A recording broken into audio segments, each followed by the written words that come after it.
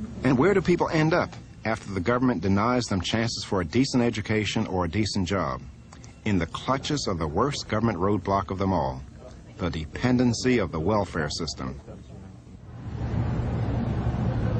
This is where we lived, the Richard Allen Project of North Philadelphia.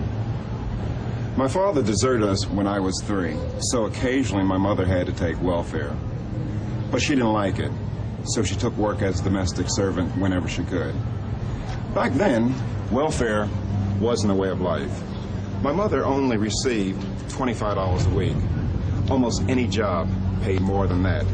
So even if she wanted to stay on welfare, she had very little incentive to do so. The changes in welfare benefits during the 1960s were quite large. If you take the case of a woman going on AFDC in a typical industrial state, I'll take Pennsylvania as an example.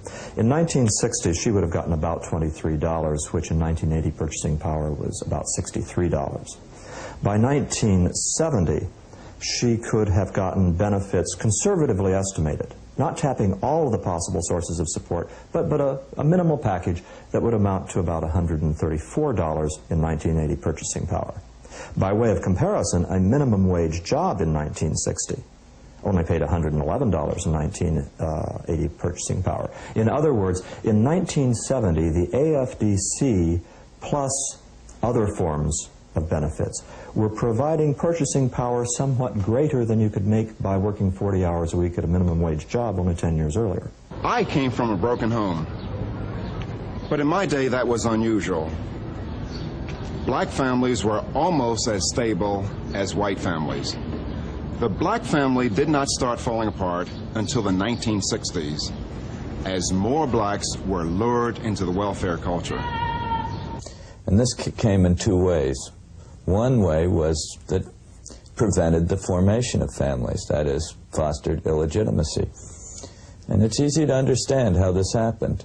Just imagine that you're a 16-year-old girl in some ghetto apartment.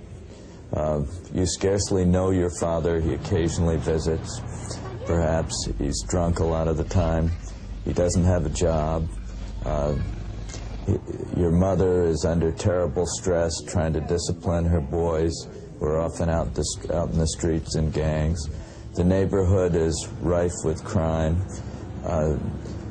Within the household itself, there are serious tensions between you and your mother. It's just a very difficult and trying way of life. And the government, however, offers a deal to this 16-year-old girl.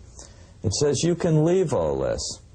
You can have liberation in an apartment of your own.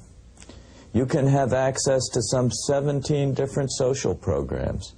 You can have free medical care, free legal assistance if you need it.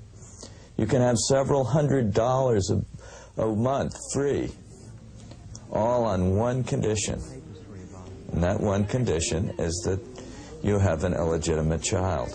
And this isn't a racial problem. It's nothing to do with blacks as a race. Indeed, in Sweden, where they have an even more ample welfare state, 40% of all Swedish children are born out of wedlock. In my day, no able-bodied adult male could receive welfare or even live in a household that received welfare. We were lucky. There was no way we could be sucked into the welfare trap. When you talk about young men getting into the working market, labor force during the 1960s, I think one of the saddest stories is that they were told not to do those things which were eventually going to bring them out of poverty permanently. Which is to say that a young man, before the advent of a lot of these changes, not only had to hang on to that, in quotes, dead-end job. By hanging on to it, he was also establishing a record as a reliable worker, and as time went on, he had more and more chances to establish a more secure job and get a better income. Once it became more rational for him to drift in and out of the labor market, having a job for a while, then not having a job and putting together a package of welfare benefits, perhaps getting some money from a woman he was living with, perhaps getting some money in the underground economy. That would increase his income in the short term, But when he got to be 23, 24 years old, he had already labeled himself, in his own eyes and in the eyes of the labor market, as an unreliable worker who is qualified only for the worst possible jobs.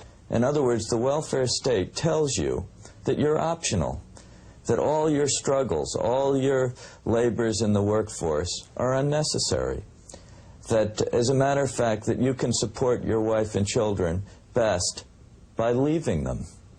That's the deal that the welfare state offers the man in the ghetto. And not surprisingly, over the years, increasing numbers of men have left their families in the ghetto. Back in my day, to be called a welfare kid was almost as bad as being called a nigger. But because of so-called welfare reforms, many of the kids who live here know nothing else. They may never learn to pull themselves out of poverty one step at a time. Like some giant drug pusher, their government has lured them into dependency on a system that will maintain them in permanent poverty. In every respect, welfare reform has backfired. 20 years after we declared war on poverty, poverty has won. Restrictive labor laws, minimum wages, public schools, jobs programs, and a maze of welfare programs have all been prescribed as weapons in the war against poverty. But poverty is winning. These people are poor, but they don't have to stay poor, for they're intelligent, honest, and potentially hard-working persons. Can they make it on their own? Given the right kind of help, of course they can. The solution is quite simple. Give parents greater control over their children's education by setting up a tuition tax credit or voucher system, which will broaden parental choice by introducing competition and in turn revitalize our public and non-public schools.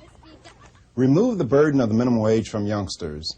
Teenagers need early work experiences to learn the world of work, and yes, make mistakes while they're young. That way, they become more valuable as adult workers. Eliminate government roadblocks that prevent fledgling entrepreneurs from starting their own business. Enact a compassionate welfare system, such as a negative income tax that removes demeaning dependency and disincentives. America's long tradition of converting poor people into middle-class people can be extended to today's poor by giving them the right to make their own decisions. As Martin Luther King said, let freedom ring. Let it ring in the schools, the job markets, and the neighborhoods across the land.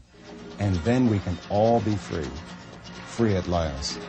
Freedom, freedom, freedom, freedom.